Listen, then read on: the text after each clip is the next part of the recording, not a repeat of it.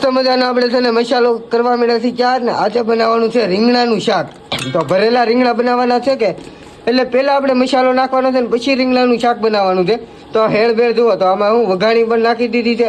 તો બધો મસાલો આપણે મેં નાખવા માંડ્યા છીએ. આ છે રાઈ, કેવો છે મસાલો મમ્મી?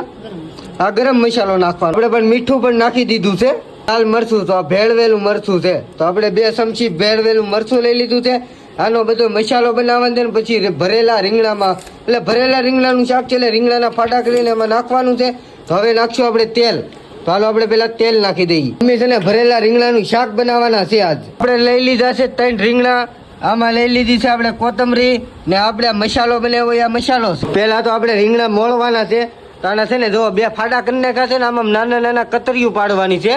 તો આ 3 રીંગણામાં છે ને નાની નાની કતરીઓ પાડીને પછી એની હાલપા આપણે મસાલો ભરવાનો. બટેટું પણ લેવાનું છે. તો બટેટામાં પણ નાની નાની કતરીઓ કરી નાખી છે. તો આપણે ભરેલું બટેટું મસાલા વાળું શાક બનાવવાનું છે. તો 1 બટેટું આપણે કોથમરી, તો આપણે મસાલો જે બનાવ્યો ને એમાં કોથમરી નાખી દીધી છે. ભરેલો રીંગણામાં જુઓ તો આપણે જે રીંગણામાં આપણે કતરીઓ પાડીને એમાં મસાલો ભરવાનો છે.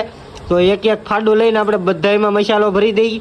તો 1 રીંગણામાં ભરાઈ ગયો છે ને બીજું ફાડું લઈ લીધું છે. તો આપણે બીજામાં પણ ભરી લઈએ ને પછી ભરવાનું છે આપણે બટેટામાં. તો બટેટામાં આપણે કતરી તો પાડી જ છે. બટેટામાં કતરી પાડીને તો એ બટેટામાં પણ આપણે ભરવા મળ્યા છીએ.